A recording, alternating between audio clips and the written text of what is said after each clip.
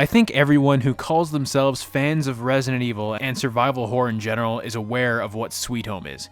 To the uninformed, Sweet Home was a survival horror RPG that was released exclusively in Japan in 1989 on the Famicom and has never seen an official release over here besides a fan-translated ROM.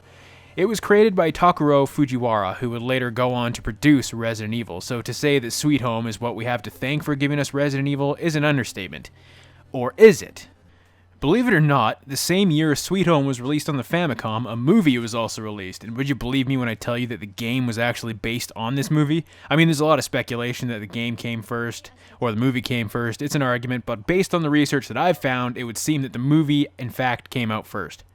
So, a small TV crew consisting of a producer, a host, a coordinator, a camera guy, and the producer's daughter arrive at the Mamiya mansion to film a documentary on the discovery and restoration of a fresco left behind by the painter Ichiro Mamiya. Along the way, one of the crew members does something to piss off the malicious spirit of Mamiya's wife, who committed suicide many years ago, and now we have our spooky haunted house movie.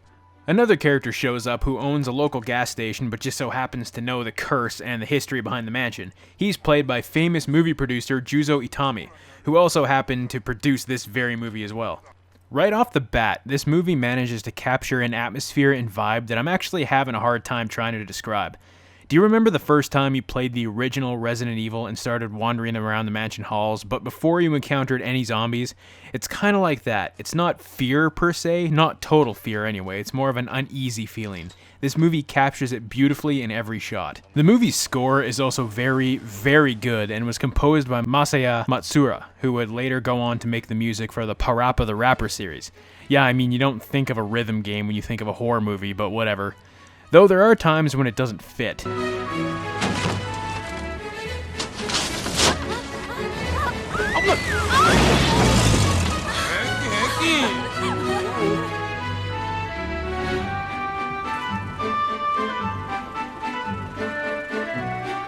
Like, seriously, am I watching a horror movie or playing The Legend of Zelda? Other times, though, it fits perfectly and is a brutally underappreciated score. It's on Spotify, but let's be honest, who the hell is going to be actively searching for the Sweet Home score besides weirdos like me?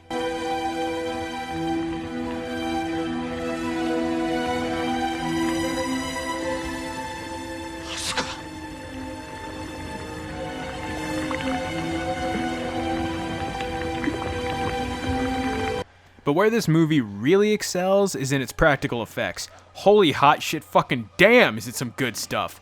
From simple stuff like a shadow moving across the wall to a guy's upper torso dragging itself across a floor, and this shot is quite freaky honestly, to a scene where a guy's body dissolves to such great detail that I dare to say it even puts the Nazi melting scene from Raiders of the Lost Ark to shame.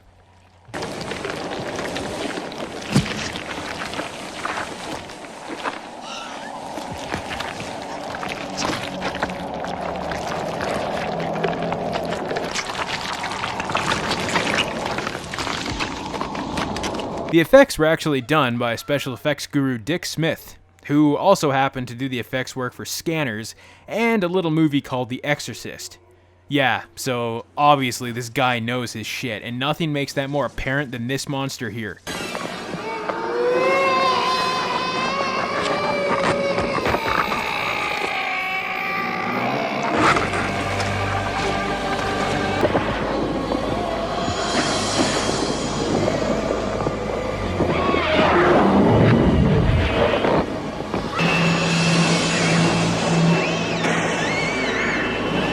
Holy crap, that is absolutely stunning.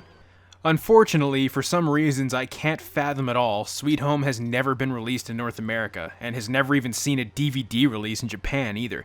To my knowledge, it's only on VHS and Laserdisc. And apparently the version currently out isn't even the version director Kiyoshi Kurosawa wanted released. The movie's producer, Juzo Itami, the gas station guy, had a bunch of stuff reshot and re-edited for its home release. But in 1997, Itami was found dead after having jumped from his office building after news found out that he was having an affair, and even his death is as strange as this movie's history. In 2008, a former member of the Gotogumi clan in the Yakuza told a reporter that, and I quote, "We set it up to stage his murder as a suicide. We dragged him up to the rooftop and put a gun in his face. We gave him a choice, jump and you might live, or stay and we'll blow your face off. He jumped, he didn't live." End quote. Like, what the fuck? So, I mean, I doubt Toho is ever going to release this, which is a crime because this deserves it. I want to see behind the scenes stuff because damn it, would it ever be interesting. Someone like Scream Factory or hell, I'll even settle for Mill Creek, needs to entice Toho enough to get a master print so more people can see this movie.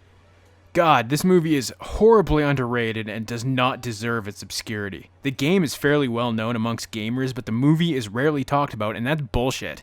Everything about it is great. The atmosphere, the music, the special effects, even the characters are done well.